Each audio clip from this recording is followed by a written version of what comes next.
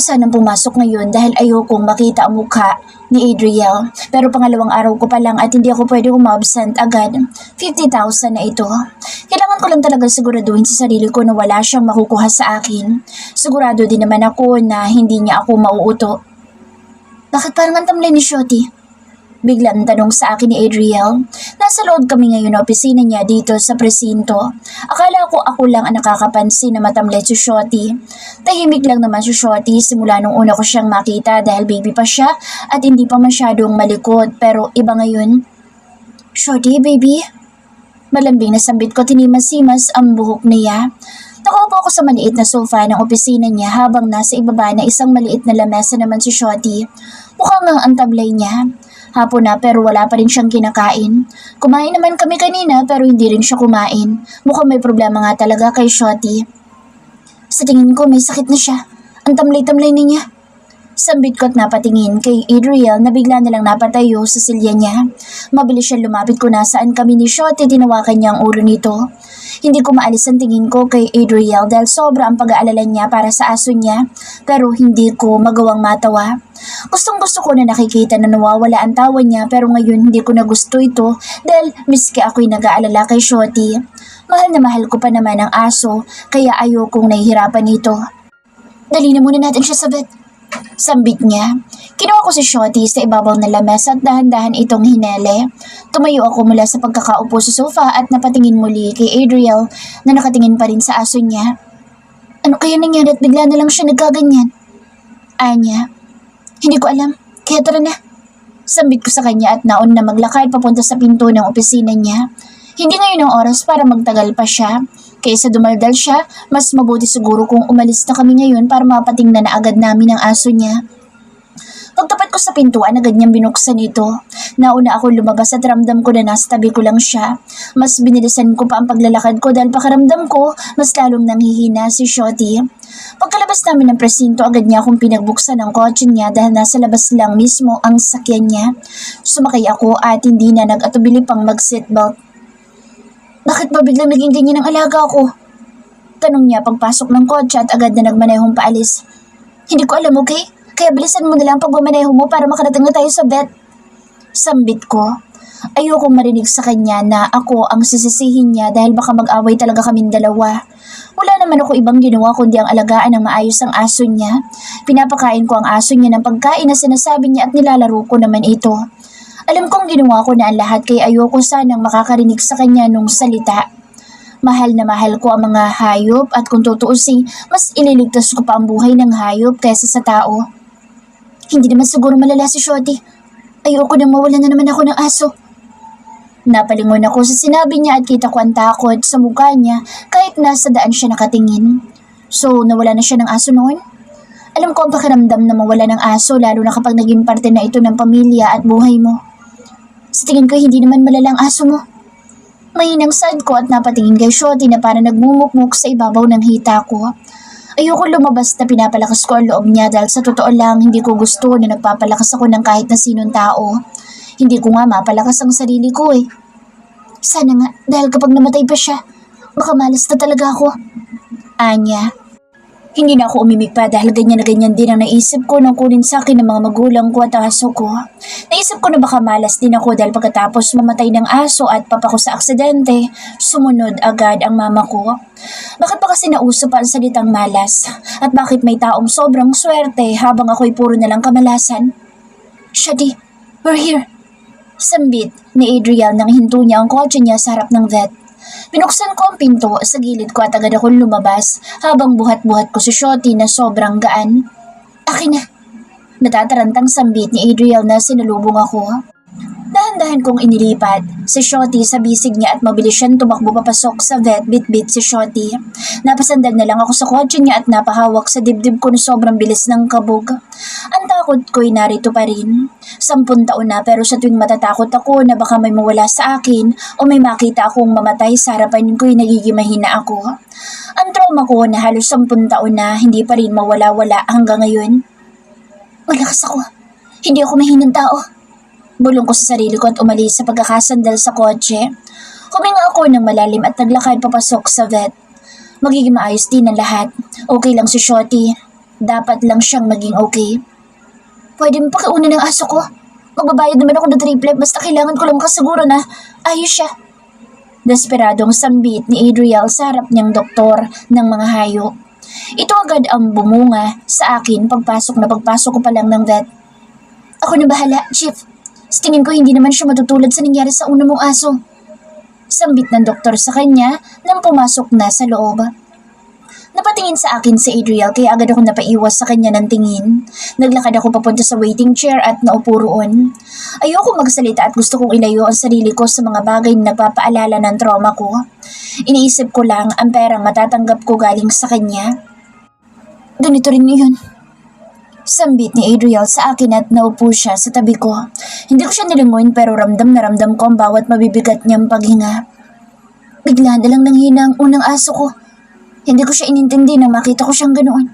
Akala ko wala lang pero isang araw, bigla na lang siyang nawala sa akin. Galit na galit ako sa sarili ko dahil yung aso na ibinigay sa akin ng magulang ko, hindi ko man lang naalagaan. Hindi ko alam na may ganyan siyang side. Ang mga lalaki na nakilala ko noon palagi nilang mga fuckboy at saksakan pa ng babaero kahit na sobrang pangit naman. Yun na lang ang naiwan sa akin pero hindi ko man lang iningatan. Hindi ako makaimik sa mga pinagsasasabi niya. Hindi ko alam kung dapat ba akong maniwala o baka sumasadboy lang siya sa akin para makuha ang simpatya ko. Hirap na talaga ako magtiwala. Hindi ko alam kung mabubuo pa ba ang pagtitiwala ko na sinira na noon ng mga kaibigan ko. Mga kaibigan ko na hinusgahan ng pamilya ko na namatay na nga. Ayokong mawala pati si Shotty sa akin. Kaya kahit saan gusto ko, kasama ko siya. Gusto ko alam ko ano nangyayari sa kanya. Ayokong iwanang mag-isa ang alaga ko sa penthouse dahil baka matulad lang ito sa aso ko noon. Bakit ba sinasabi mo pa sa akin ng mga ganitong bagay? Tanong ko nang hindi ko na napigilan na magsalita. Gusto mo bang makatanggap ng awa sa akin? Ang Diyos may awa pero ako wala. Mas unahin ko na maawa sa sarili ko na hanggang ngayon pinipilit pa rin na maging masaya. Hindi ko gusto ng awa mo. Sinasabi ko lang sa iyo ang bagay na ito para alam mong may tiwala ko sa iyo. Anya na ikinatawa ko ng mahina. Porkat nagkwento ng malungkot na eksena sa buhay, binibigyan na agad ng tiwala. Ganun ba yun? Palibasa kahit kailan, hindi na ako nagkaroon ng tiwala ng ibang tao. Wala naman akong pake sa tiwala mo. Diretsahang saad ko. Hindi naman ako nagtrabaho sa kanya para kunin ang tiwala niya. Sa totoo lang ayokong may involved na kahit na ano sa pagitan namin dalawa. Ang gusto ko lang ay ang trabaho at makuha ang sweldo ko. Pagkatapos noon, ayoko na siyang makita ulit. Ako meron. Gusto kong malaman mo kung gaano ako nagtitiwala sa'yo. Hindi lang dahil sa pag-aalaga mo sa aso ko. Hindi na ako kumibo pa dahil kung ano-ano na lang sinasabi niya sa akin. Mukha man siyang kawawa ngayon dahil sa aso niya, hindi pa rin mawawala ang pagiging iritada ko sa kanya. Mukhang ang laki ng trust issue mo. Saglit pa lang tayong nagsasama pero kitang-kita ko na agad iyon sa iyo. Hindi ba talaga siya tatahimik? Ba't ito at hindi cafe na pwede magdaldalan? Ang dami na naman niyang sinasabi. Ano ba talaga ang dahilan at bakit parang galit na galit ka sa mundo? Cindy. Tanong pa niya na ikinaharap ko na sa kanya. Sinamaan ko siya ng tingin dahil hindi ko na talaga gusto ang pagtatanong niya sa akin. Ayoko nagtatanong ang kahit na sinong tao tungkol sa ganyang bagay, lalo na ang pulis na katulad niya. Wala siyang karapatan. Ikaw, bakit ang daldal mo? Di ba dapat sinisilip mo na lang sa loob si Shotty? Inis na tanong ko sa kanya. Nililibang ko lang ang sarili ko para hindi ako mag-alala. Anya, at ako na naman nga ang ginamit niya para maging libangan niya. Punyemas nga naman oh. Ako na lang. Mukha pala akong laruan. Sarcastic na sambit ko at inis na ang tingin ko sa kanya. Sumandal ako sa pader habang ang mga mata ko ay nakatutok sa harapan ko. Masarap mabuhay ng walang taong kinagagalitan. Napailing ako sa sinabi niya. Wala siyang alam na kahit na ano sa buhay ko. Walang kahit na sino ang pwede magdikta sa akin ng mga bagay na dapat kong gawin. Mas masarap mabuhay kung walang taong makikialam sa buhay na may buhay. Sambit ko na siyang pinatatamaan.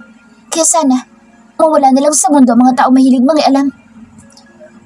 Dapat na nating itigil ang pagiging sanay natin na dapat palagi nagpapatawad. Paano ko naman kasi magagawa magpatawad kung hindi man lang sila nanghingi ng tawad sa ginawa nila sa pamilya ko? At mas lalong hindi ko man lang siya nakita na nagsisisi. Aksidente. Masaya lang kami nakaupo sa jeep ng papa ko na minamaneho niya pero aksidente naman itong nabangga ng anak ng congressman. Namatay ang papa ko at ang aso ko pero wala man lang kaming nakuhang dispensa at hindi man lang nakulong ang taong may sala. Binayaran nila ang mga pulis para walang maisampang kaso at ang mga pulis naman na ito tanggap lang ng tanggap ng pera. Isang araw nagpunta sa kanila ang mama ko at inatake lang sa puso sa sobrang sama ng loob nito. Ang dugo sa aksidente. Ang mama ko na dahan-dahan na nawala ng hininga pero wala man lang tumulong kahit na isa sa mga pulis ng araw na iyon. Cindy? Agad ako napatingin kay Adriel na parang natataranta sa tabi ko. Ano nangyari sa'yo? Ayos ka lang ba ha? Bakit ako maniniwala sa pag-aalala niya kung alam ko naman na iisa lang ang hangad ng mga pulis? Yun ay ang pera. Bakit kayo mga pulis? Puro na lang perang nasa isip. Hindi ako ganoong klaseng pulis. Madiing sambit niya at bigla na lang na nagseryoso ang kanya mukha. Hindi ako ang klase ng pulis na nanghihingi ng pera sa mga mayayaman para maabsuelto sila. Mayaman man o mahirap, ikukulong ko basta napatunayan na may kasalanan. Napangisi na lang ako dahil hindi talaga ako madadala sa sinabi niya. Kahit ilang beses niyatang ulitin iyan, paulit-ulit ko lang din maaalala kung paano na isawalang bahala ang hustisya ng mga magulang ko. Kung ganoon, kaya mo bigyan ng hustisya mga magulang ko? Taas noong tanong ko sa kanya. Sige ba, sabihin mo sa akin na lahat at bibigay ko naman ang hustisya na gusto mo. Cindy, mabilis na sagot niya. Pero gagawin ko lang iyon kapag nagtiwala ka sa akin. Agad ako napailing sa kanya at tumayo na sa silya na katabi ko siya. Hindi ako magpapaloko at magpapauto sa kanya. Hindi na pala kailangan. Tipid na saad ko tumarap sa kanya na nakatayo na rin pala ngayon. Ang taas talaga ng pride mo, Cindy. Ayoko lang talaga magtiwala na naman at sa huli, matrauma sa sakit na makukuha ko. Mama, sa McDo po tayo kakain? Masayang-masayang tanong ko kay Mama. Wala na akong ibang mahihiling pa. Hindi ko na kailangan ng magandang bahay at maraming pera dahil ang itilang nila Mama at Papa ang gusto ko. Kahit saan, anak. Napatingin naman ako kay Papa na siya nagmamaneho ng jeep na ginagamit para magkapera kami. Ito ang pamilya ko. Ang pamilya ko na... Dave, may kotse! Napatingin ako sa harap ko at nakakasilaw na isang malaking sasakyan ang nakita ko. Papa! Sigaw ko at mabilis na napadilat. Napatingin ako sa paligid ko at nasa loob ako ng sasakyan ni Adriel. Nakatingin siya sa akin na sa lubong ang kilay kaya agad ako napaayos ng upo. Napatingin ako sa ibabaw ng hita ko kung nasaan si Shotty na kakukuha lang namin sa vet. Iniwanan kasi namin sa vet si Shotty para matingnang maigi. Ngayon lang namin ulit nakuha si Shotty at mukhang ayos na naman na siya. Ayos ka lang? Tanong niya sa akin at tumangulang ako. Bakit ba napapanaginipan ko na naman ang bagay na iyon? Ilang taon na nang huli kong mapanaginipan ng mga magulang ko. Mukhang napuyat ka rin. Nag-aalala ka rin ba kay Shotty? Tanong niya pa pero wala akong gana na umimik sa kanya. Napuyat lang ako sa kakaisip ng mga negative sa buhay ko. Inaalala ko ang future ko na hindi ko naman talaga alam kung ano mangyayari. Sabi ng doktor, bawal pa lumabas si Shotty. Doon na lang muna sa penthouse mo. Suwestyon ko sa kanya. Pinagwawalan kasi ng doktor si Shotty na lumabas muna. Dapat daw na magpahinga muna siya bago muling lumabas. Dadalhin ko nga kayo roon. Anya naman sa akin. Mabuti naman dahil ayoko din siyang makasama buong araw. Maganda yun dahil habang nasa loob kami ng penthouse niya, siya naman ay nasa trabaho niya. Napanaginipan mo ba ang papa mo? Tanong niyang bigla sa akin. Malamang dahil narinig niya na isinagaw ko ang papa ko. Maganda yan. Anya, akala niya naman talaga lahat ng panaginip ay masaya. Anong klaseng tao ba siya? Bakit parang pananaw niya na lang sa lahat ay masaya? To be honest, I don't have a dad. Nastatwa ko sa kinuupan ko nang marinig ko sinabi niya.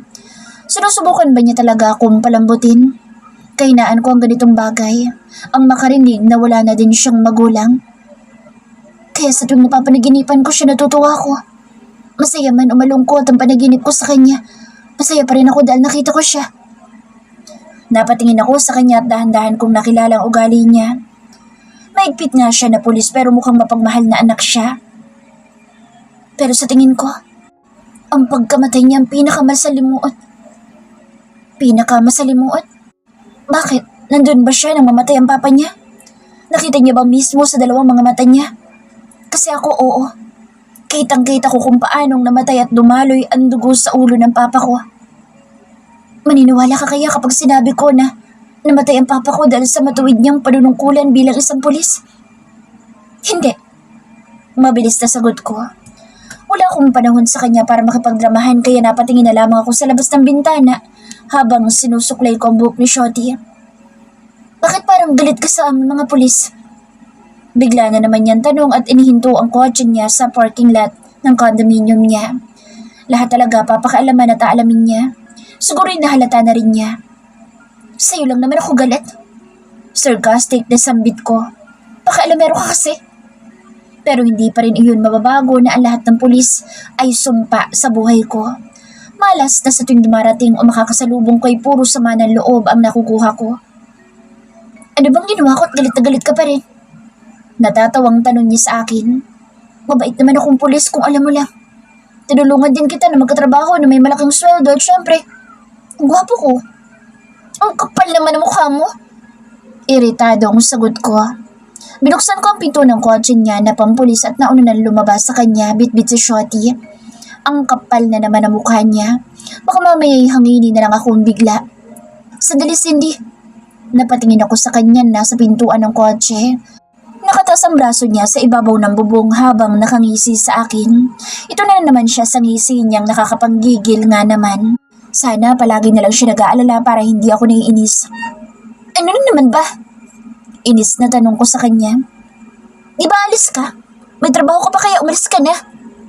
Sinara niya ang pinto ng sakyan niya at naglakad papunta sa akin na nakatayo sa harapan ng kotse niya. Ang ganda mo. Wala ka bang boyfriend? Nagsalubong ang kilay ko sa kanya dahil sa sinabi niya. Ayaw kong pinupuri ako kung galing naman pala sa kanya. Nang uulol ka ba? Ha? Joke na naman ba ako sa'yo ha? Inis na tanong ko sa kanya. Lokohan na naman yata ang gusto niya sa akin. Kapag siyang niloko ko baka hindi niya magustuhan at alisin niya ako sa trabaho. Hindi. Maganda ka naman talaga. Nakangiting sambit niya. Napalunok ako ng sarili laway ko dahil sinisimulan talaga niya ako. Sa tingin ko, mahal na yata kita. Seryosong sambit ko na ikinatanggal ng ngiti sa labi niya. Mahal na kita, Adria. Pwede bang maging tayo na lang? Sambit ko na may tipid ng ngiti. Sa loob-loob ko ay nagwawala na ako sa saya dahil mukha na lang siyang aang-aang ngayon na nakatulala. Yan ang bagay sa iyo na unang nakipaglokohan sa kanya. Cindy, ulol, langya, naniwala ka naman agad. Ew! Asiko at bigla na lang siyang tinalikuran. Napakiti ako ng malawak dahil siya ngayon ang naisahan ko. Siya pa ang may ganang gawin akong joke ha? Huwag ako dahil mas magaling pa ako sa mga scammer. Pumasok ako sa elevator, nakabukas at isasara ko na sana ito nang biglang pumasok si Adriel at siya ang nagsara nito. Sinamaan ko siya ng tingin pero nakangiti lang siya na nakatayo sa harapan ko na parang wala lang. Hindi pa rin siya tapos. Hindi talaga siya magpapatalo sa akin ha? Ano naman ginagawa mo dito, ha? Iritadong tanong ko sa kanya. Sasamahan ka sa taas. Hindi ka naman makakapasok ng walang susi, di ba? Humarap siya sa akin at ngisi niya agad ang nakita ko. Napaiwas na lang ako ng tingin sa kanya tumarap sa salamin ng elevator. Nakakainis dahil gustong-gusto niya talaga ako na inaasar. Sandali ko pa lang siyang naasar pero nakabawi na agad siya. Langya naman. Himala at maayos yata ang damit mo ngayon at pati na short mo. So, hindi ba maayos ang suot ko noon? Agad na saad ko. Nakamaong short ako na hanggang taas ng tuhod ko at suot ko rin na isang t-shirt kong kulay yellow. Ang dami-dami niyang napapansin tapos ang suot ko pa. Hindi naman sa ganoon pero mas maganda kung ganyan isusuot mo kapag inaalagaan mo si Shotty. Medora ka. Alam ko naman na gusto mo suot ko noon dahil nakikitaan mo ko. Huwag kang piling santo. Alam ko naman na sabik ka na sa mga babae. Sambit ko. Nakita ko ang pagkatulala niya dahil sa harapan ng salamin na tinitingnan ko. Nakatulala siya habang nakatingin sa akin na parang ewan. Akala ko Amazona ka rin pero mukhang sadista ka rin. Anya, ang dami niyang alam. Ang dami niyang tinatawag sa akin habang ako stick pa rin ako sa mamang pulis. Bagay kasi sa kanya iyon dahil mukha na siyang matanda sa sobrang tangkad niya. Hindi na ako magugulat kung palagi ka nalang mapapaaway sa tuwing kasama mo ko. Manahimik ka na nga dyan, mamang pulis. Putak ka ng putak eh. Saad ko. Nakita ko na naman ang pagkalaglag ng panga niya. Hindi ko siya nilingon pero kitang-kita ko naman ang bawat reaksyon niya sa harap ng salamin. Ito pala ang purpose ng salamin na ito. Anong mamang pulis? 29 pa lang kaya ako. Oh, edi mamang pulis ka na nga. Malapit ka na lumagpas sa kalendaryo pero wala ka pa rin babaeng maluloko mo. Pangaasar ko sa kanya. Ang tanda na nga niya dahil nasa 29 na siya. Kunti na lang ay tutungtong na siya sa 30 pero pakaalamero pa din siya. Ikaw, ilang taon ka na ba? Tanong niyang pabalik sa akin. Kapag nahulaan ko edad mo, ikaw na lang ang babaeng pakakasalan ko para magkapamilya na ako bago pa ako makalagpas sa kalendaryo. Bobo ka ba? Napalingon na ako sa kanya na mapagtanto ko ang lahat. Bakit naman ako magpapaloko sa'yo ha? Kasal daw? Iniinis ba talaga niya ako? Hindi ko nga makita sarili ko na kinakasal at may sariling pamilya tapos sa pulis pa kaya? Di ba gusto mo si Shotty? Gusto mo ng aso? Tanong niya. Paksalan mo ako at bibigyan kita ng maraming aso para alagaan mo. Langiha ka? Huwag na. Agad na saad ko at hindi makapaniwala sa mga sinasabi niya. Mukhang binabawian na naman niya ako ngayon dahil sa sinabi ko kanina na mahal ko na siya. Mukhang ayaw niya nga talaga magpatalo sa pang-iinis sa akin. Ayoko mag-alaga ng mga aso kung ikaw naman maging asawa ko. Baka mamatay lang ako na maaga. Saad ko at nag-iwas na ng tingin sa kanya. Umurong akong palapit sa pader ng elevator dahil ayoko talaga siyang makatabi. Bakit ka naman mamamatay na maaga kung pwede kong ibigay sa'yo lahat? Kahit ang hustisya na gusto mo para sa mga magulang mo, ibibigay ko sa'yo. Anya, hindi na ako nagsalita pa dahil hindi ko na nakikita mga sinasabi niya bilang joke. Kapag involved ang mga magulang ko, siguradong seryosong bagay na agad. I am serious, Cindy. I will help you to have justice for your family, even I don't know the real happened. Mabuti na lang at bumukas ng elevator kaya agad akong lumabas. Naglakad ako sa mahabang pasilyo papunta sa penthouse niya at ramdam ko siya sa likod ko lang. Umalis ka na agad kapag nabuksan mong pinto. Huwag ka mag-alala kasi wala naman akong nanakawin sa bahay mo. Sambit ko habang naglalakad ako. Alam ko naman na naririnig niya pa rin ako dahil may echo pa ang pasilyo na ito. Hindi naman kita pinag-isipan na magnanakaw ka. Anya, sinabi ko naman na sa'yo, Cindy. Malaking tuwala ko sa'yo. Napairap ako sa kanya at hindi na lang ako ulit kumibo pa. Nakakawalang ganang kumibo. Kuminto ako sa gilid ng pinto ng penthouse niya at pinanood siyang buksan ito gamit ang isang maliit na scanner. Wala pa 5 segundo ay bumukas agad ito. Nauna akong pumasok at ibinaba ko na si Shotty sa carpet. Hindi na siya madudumihan dahil carpet na ang tinatapakan niya. Napatingin ako kay Adriel nang makita ko siyang naguhubad ng champagne niya sa katawan. Oh, anong ginagawa mo? Bakit nandito ka pa? Tanong ko sa kanya. Dapat umaalis na siya ngayon pa lang dahil may trabaho pa siya. Hindi porkat mataas ang posisyon niya ay magiging pa-cool na lang siya. Nakita ko ang bahay ko. Gusto ko na lang na samahan kayo. Huwag na! Umalis ka na! Sayang naman ang pinapasweldo sa'yo kung magpapahinga ka lang. Hindi ka naman pinapasweldo para umuwi dito sa bahay mo at magpahinga. Sambit ko. Ganitong-ganito din ang linya niya nung pinapagalitan niya ang mga pulis niya. Ngayon ibinabalik ko naman sa kanya. Kailan mo ba natutuhan na gayahin ako? Natatawang tanong niya sa akin at naglakad papunta sa sofa niya at tumalon padapa rito. Napabuntong hininga na lamang ako. Akala ko makakaligtas na ako ngayong araw pero makakasama ko pa rin pala siya. Sure na ba? Nandito ka lang? Hindi na magbabagong isip mo ha? Tanong ko pa sa kanya. Napaupo siya sa sofa at tumingin sa akin na may nakakainis ng ngisi sa labi niya. Oo naman. Sasamahan ko na lang kayong mag-ina ko rito para alam kong ligtas kayong dalawa. Ano mag-ina? Tanga ka ba? Iritadong tanong ko sa kanya. Hindi pa rin pala siya tapos sa pang-aasar sa akin. Gusto yata niya na makita muna ako na nagwawala sa galit bago siya tumigil sa pangiinis sa akin. Ako, tanga? Baka nga, kasi ikaw ang gusto kong makasama na bumuo ng pamilya eh. Sinamaan ko ng tingin si Adriel na kanina pa tingin ng tingin sa akin. Pang-5 araw ko na ito na nagtatrabaho sa kanya pero nasa loob lang kami palagi ngayon ng penthouse niya dahil bawal pa rin lumabas si Shotty. Bakit ba tingin ka ng tingin sa akin ha? Inis na tanong ko sa kanya. Kanina pa kasi siya, akala yata niya hindi ko siya napapansin. Bakit kasi dito pa siya sa sala kung saan kami naglalaro ni Shotty nagtatrabaho? Pwede naman kasi sa kwarto niya. Nakaupo kasi ako sa carpet habang nasa harap ko si Shotty at itong si Adriel naman ay nakaupo sa sofa habang may mga papeles siyang binabasa na record yata ng report sa presinto. Nakita ko kasi na dinala iyon na isang pulis kanina. Bawal ka bang tingnan? Nakangiting tanong niya sa akin. Kago, dyan ka sa papel na binabasa mo tumingin at huwag sa kung saan-saan. Asik ko sa kanya. Binitawan niya ang hawak niyang papel at mas lalo pa nga akong tinitigan ng gunggong. Gusto ko lang naman tingnan ka ng tingnan. Baka kasi mamaya maglaho ka. Ayoko naman maglaho ka dahil pakakasalan pa kita. Aba nga naman no. Hanggang ngayon pinaglalaban mo pa rin yan ha? Ilang araw na pero ito pa rin ang pang-inis niya sa akin. Ayos lang naman na asarin niya ako pero wag naman sana sa ganitong bagay. Kasi nga ipaglalaban talaga kita hanggang sabi kasal tayo. Makabaging Diyos! Hindi ka ba kinikilabutan sa sinasabi mo, Adriel? Nandidiring saad ko sa kanya. Parang tanga talaga ang mamang pulis na ito. Hindi ko alam kung paano ba nakapasa ang pulis na ito at nakarating sa ganyang posisyon kung saksakan naman pala siya ng pagiging tanga. Bakit naman ako kikilabutan? Gusto nga kita. Aniya, naubos na ako. Hindi ko na talaga siya matansya. So, ngayon palang nire-reject na kita, Adriel. Hindi kita gusto. Nakangiting sambit ko. Tumigil ka na ha? Pera. Kailangan ko ng pera kaya nandito ako at hindi ako pwede magreklamo. Kailangan ko ng pera.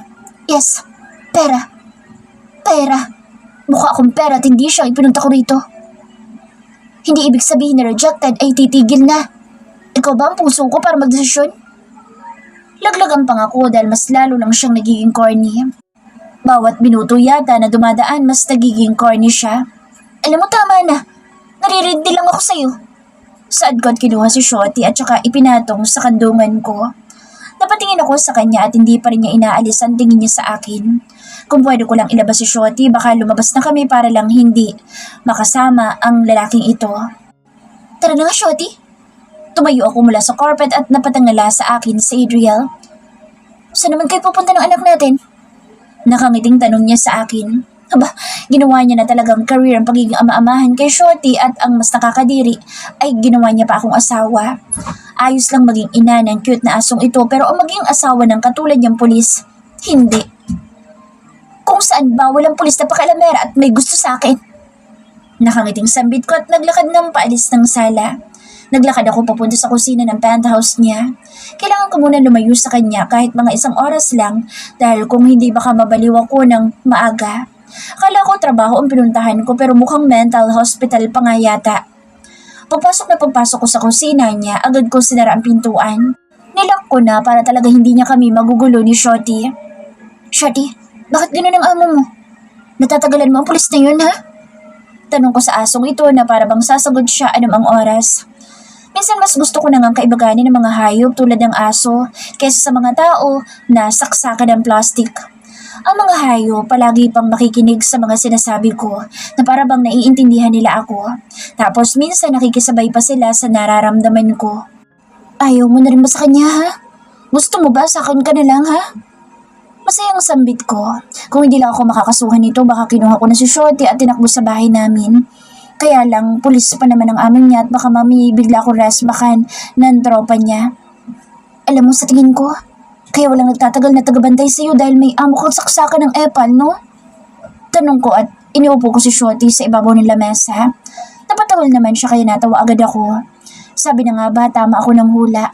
Kaya walang nagtatagal dahil sa amo niya. Mabuti na lang at hindi ako ang nag-iisa. Pero sa tingin ko na may makakatagal ako dahil perang usapan. Aminado pa naman ako na pera lang ang gusto ko. May tanong pa ako, Shotty. Sambit ko na parang nakikipag-usap lang sa tao. Minsan mas maganda ituring ang hayop bilang isang tao dahil minsan ang mga tao pa talaga ang mas masahol pa sa mga hayop.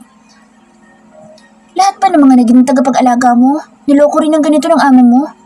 Kasi kung oo, sana habang buhay nang walang maging asawang amo mo. Halata naman kasi ang pagiging babaero at fuckboy niya. Pero bakit ayaw niya pa ipakita? Muli na naman tumahol-tahol si Shotty kaya hinawakan ko ang ulo nito para pakalmahin. Mabuti na lang medyo bumabalik na si Shotty sa dati kaya nakakatahol na ito ng malakas. Pakboy ha?